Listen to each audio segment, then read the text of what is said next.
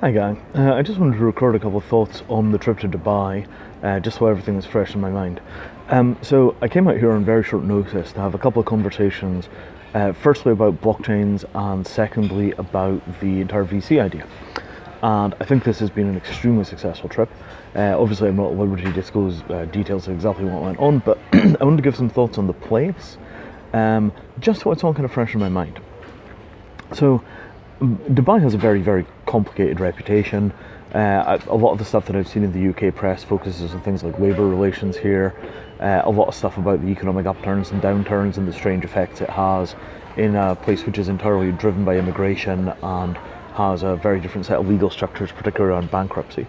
So I came out here with that kind of as a mental model of what I was going to see. And then I came out and what I basically saw was a place that culturally is probably where New York was around 200 years ago in terms of new city, huge amount of immigration, but in an environment with a very, very, very high-tech feel because everything is being built with modern infrastructure. So this idea that Dubai is essentially this kind of immigrant explosion city in a way where everybody is from somewhere else was really surprising to me. I was in Singapore maybe a year ago, and Singapore has the same thing. But in Singapore, because their history is very different, their circumstances are very different, and they're very space constrained because they're an island, the feel is very different. They have the immigrant city thing, there's an enormous amount of mixing and complexity in the local culture, but it has a very different feel from Dubai because Dubai has essentially infinite space.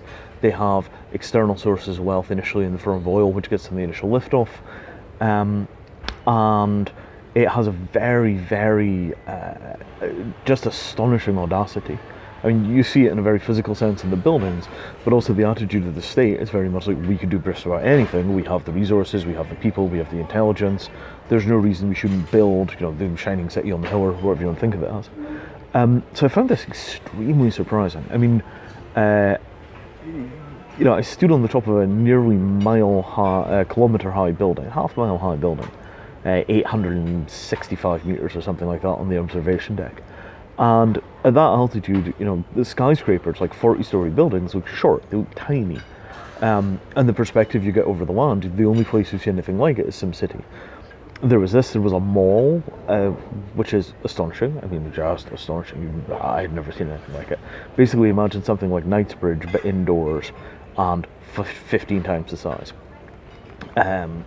Just a section of the mall that looked basically like 4 Hatton Gardens end to end. I saw one place which must have had, I don't know, conservatively £10 million worth of jewellery in the window. Could it be that much? Yeah, could easily have been that much. So, in this kind of environment, you begin to understand, why they have the ambition that they have. And it's, at this point, if you look at the demographics and the sources of revenue, it's not remotely as oil-driven as you would expect, which again is very surprising. I had some folks sit down and explain it roughly to me how Dubai works. And essentially, it's acting as a trade hub for a catchment area of about 2.5 billion people. So if you're going to basically do a deal where you're going to export tractors, from China to Egypt, in all probability the deal will be done in Dubai.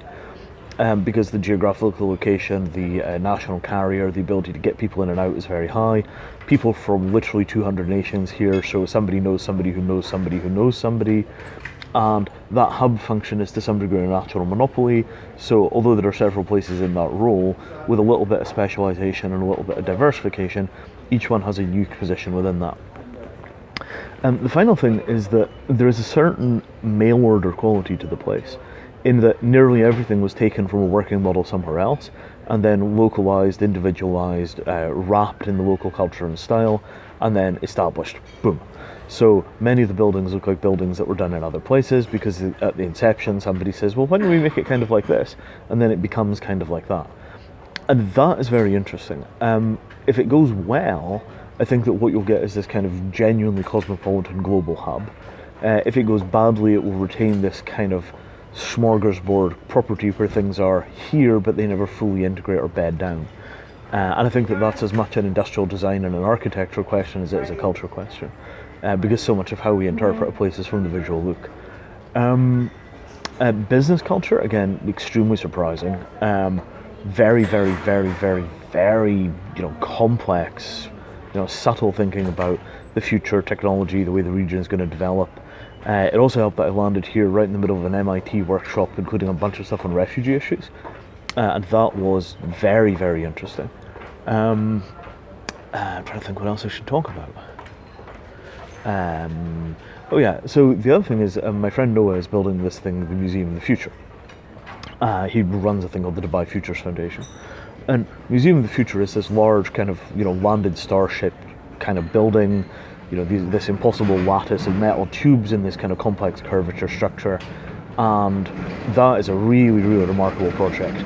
I was absolutely amazed by the plans. They have a building site, they're actually in construction right now. And I think that is also going to be another one of these kind of unique pin in the map moments.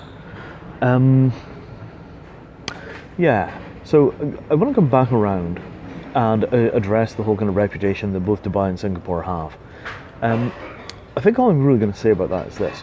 The expectation that everybody will have the same kind of social settlement that it took Britain hundreds of years to reach, I think is unrealistic. I have an ancestor on my mother's side, Scottish, who apparently avoided being deported to Australia for labour organising sometime in the kind of general window of the Tolpuddle Martyrs. The family mythology is that he left to go to the pub about 15 minutes before the secret police arrived. And that sort of thing, it's not that far back in our history that was the way things worked. If you think about America, they had a full apartheid state, right? Blacks and whites segregated over half of the country until, 50 years ago? So I think that there's a certain amount of unreasonable expectation among, kind of Western liberal democracies that everybody, at the same time as they take, the ATM card and the internet, will also take a full set of contemporary modern Western values, particularly around things like human rights, civil rights, labor relations, and all the rest of this kind of stuff. Forgetting that culture changes much more slowly than technology does.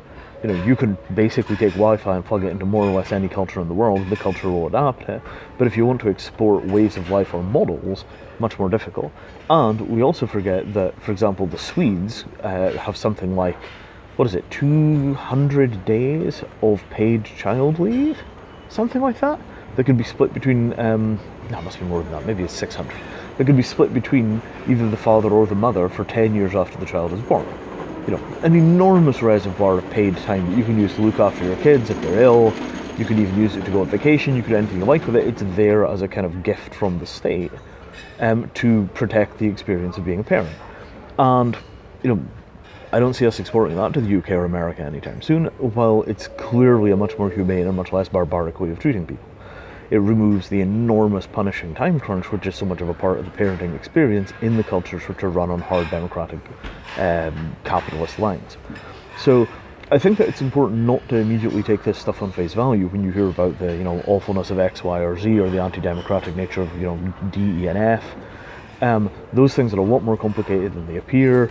There are many, many, many areas where our own societies have gaping holes in them, and the conditions in much larger, much less complicated environments, I'm thinking particularly of China and India, are much worse than they are for most of the people in places like Singapore or Dubai, even among the class that are pouring concrete for a living. That's why they're here, right? So, I think that we need to cut these kind of city-states a little bit more breathing room than they have, because they represent an enormous step forward compared to what was here before or what the alternatives are. They are struggling very, very, very hard to establish a place in global society and in the global economy with very little as a starting point.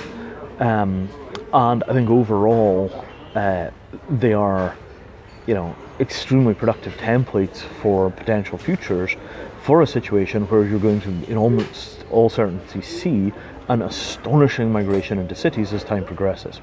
So if you think of these as kind of being a new generation of template cities, you might not see the full maturation of these models for 50 or 100 more years, but the initial steps, I think, have to be given us a little bit more slack and a little bit more respect than they often get, particularly in the UK press, because it has to be seen to be believed, and the work that is being done is much more subtle than you think. So, yeah, these are my thoughts. More when I get back.